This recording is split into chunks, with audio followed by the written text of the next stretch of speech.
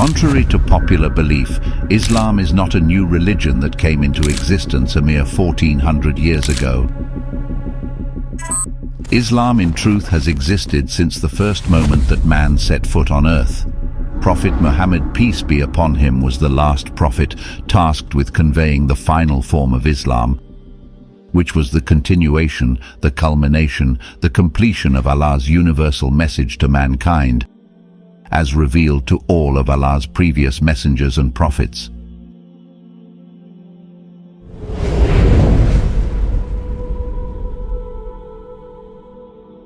In the 6th century CE, Arabia was a polytheistic society with many gods and goddesses worshipped by different tribes and communities.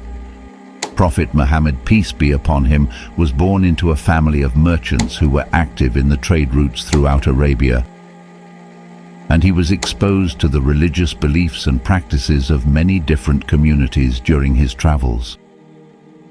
Prophet Muhammad, peace be upon him, was often conflicted about the beliefs and evil practices of his people.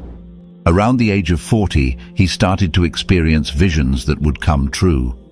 During that time, he frequently meditated in the cave of Hira, located on the outskirts of Mecca. But on one fateful night in 610 CE, while in solitude at the cave of Hira, the revelation of the glorious Quran began. The night of glory, which Muslims refer to as Laylatul Qadr, is a night that marks the revelation of the Quran to Prophet Muhammad, peace be upon him, by the angel Jibreel. Allah revealed the glorious Quran in parts over a period of 23 years to the Prophet. However, the first revelation happened on the night of glory and marks a significant moment in the founding of Islam. The exact date of the night of glory is unknown. However, it is known that it is one of the odd nights of the last 10 nights of Ramadan, the 9th month of the lunar year. It is considered the holiest and most significant night for Muslims, who spend entire nights in prayer and devotion, hoping to earn its blessings. The revelation. The account of the first revelation was narrated as follows. The angel came to him and asked him to read. The Prophet replied, "I do not know how to read." The Prophet added, "The angel caught me forcibly and pressed me so hard that I could not bear it anymore. He then released me and again asked me to read, and I replied, I do not know how to read. Thereupon he caught me again and pressed me a second time till I could not bear it any more. He then released me and again asked me to read, but again I replied, I do not know how to read. Thereupon he caught me for the third time and pressed me, and then released me and said, Read in the name of your Lord who created man from a clinging clot. Read, and your Lord is the most generous, who taught by the pen. Bukhari. At first, Muhammad, peace be upon him, was confused and didn't understand the experience. After he described what had happened to his wife Khadija, she comforted him and stood by his side. Upon receiving further revelation, he was instructed to convey Islam to his people. However, unlike Khadija, they were not so understanding, and most of them rejected his message. They believed his words would anger their gods and disrupt their prosperous trade routes. Despite this, the people refrained from taking any action beyond harsh words because Muhammad's, peace be upon him, wife held a great deal of influence in Mecca, and his uncle Abu Talib was the chief of the Banu Hashim clan. This provided Muhammad, peace be upon him, with some degree of protection. However, in the year 619 CE, both Khadija and Abu Talib passed away. This became known as the Year of Sorrow, and following his mourning, Muhammad, peace be upon him, and his small group of followers were exposed to physical persecution from the Quraysh tribe that controlled Mecca. Migration, Hijra. In 620 CE, during the pilgrimage season, Muhammad, peace be upon him, met with delegates from Medina and presented the message of Islam to them. Convinced by his words, they accepted Islam and promised to preach it to their people. They hoped to unite the bickering tribes of Medina under the banner of Islam. Their efforts were quite successful, and Islam spread throughout Medina. 2 years later, a group of 73 men and 2 women traveled from Medina to Mecca, about 400 kilometers, to secretly give their pledge of allegiance to Prophet Muhammad, peace be upon him. Upon hearing about the incident and fearing the consequences of Islam gaining ground, the people of Quraysh planned to assassinate him. Allah revealed their plots to Muhammad, peace be upon him, and permitted him to leave for Medina. This journey is known as the Hijra. During his time in Medina, Prophet Muhammad continued to receive visits from Angel Jibreel and shared the divine messages with his growing following. Islam spread far and wide, and it wasn't long before the first Islamic community was established. This model for the Islamic State was based on the principles of sovereignty of Allah, justice, consultation, and accountability. Prophet Muhammad, peace be upon him, led the people of Medina through thick and thin and fostered a strong sense of community and brotherhood among the believers. Prophet Muhammad's return to Mecca.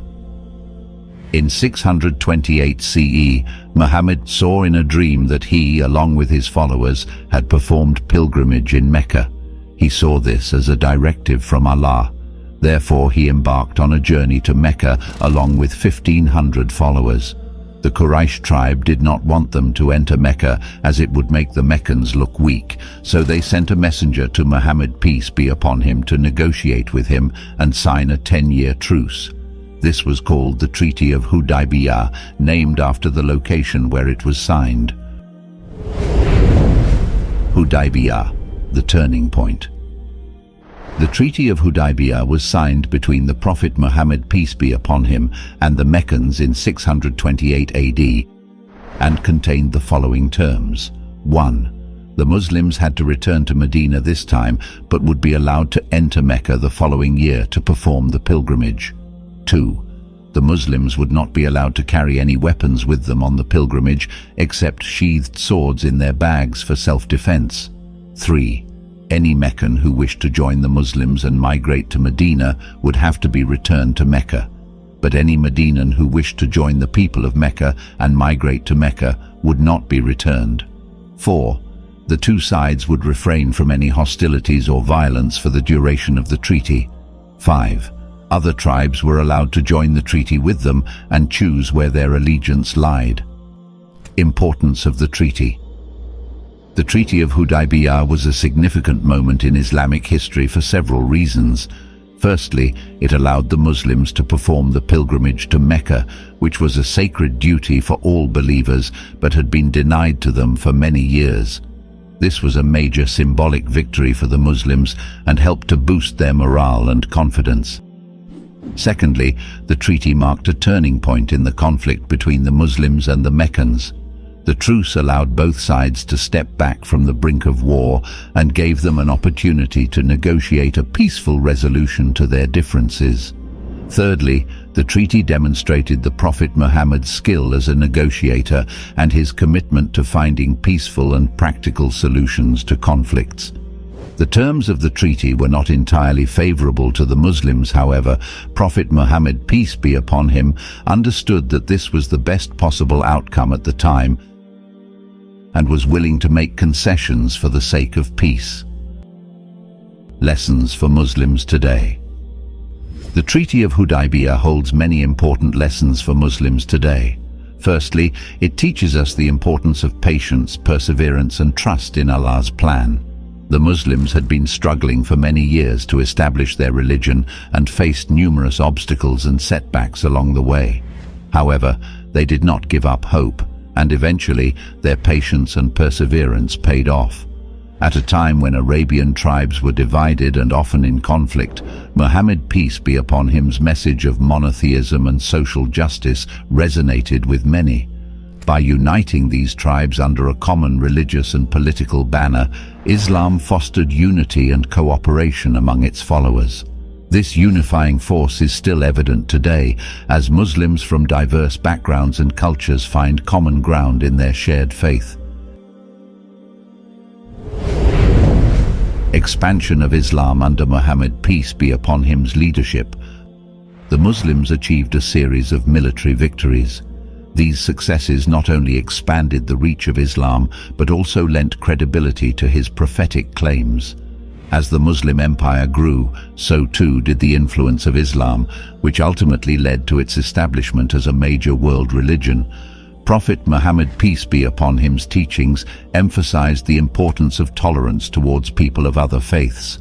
Communities that formed alliances with the Muslims were not only afforded protection, they were also allowed to practice their rituals and apply their own laws when solving disputes among themselves.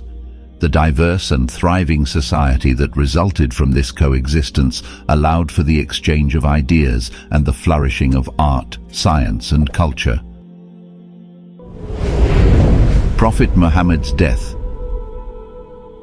Muhammad, peace be upon him, passed away in 632 CE. During his 23 years of prophecy, he not only established the 5 pillars of Islam, the testimony of faith, the prayer, the obligatory charity, the fasting, and the pilgrimage to Mecca, but left behind the blueprint for the submission of one's will to the Creator, the Sunnah. The Sunnah is a compilation of Prophet Muhammad's guidance and practices that Muslims adhere to in all aspects of their lives. It is integral for Islamic law and is second in importance only to the Quran. Islam has grown to become the second largest religion on earth. Thus, Prophet Muhammad's legacy continues to shape the lives of billions of people across the globe, ensuring that the influence of the Prophet remains relevant in today's world.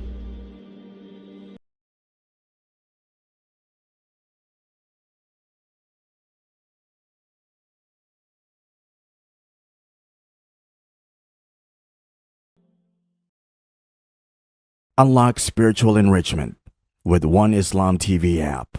Immerse yourself in a unique experience that is music-free, fully halal, and continuously updated with fresh content daily. Enjoy a user-friendly experience with features that allow you to save your favorite videos, create personalized playlists, and download and watch your content offline. Download the One Islam TV app now and embark on a transformative journey where faith and entertainment unite.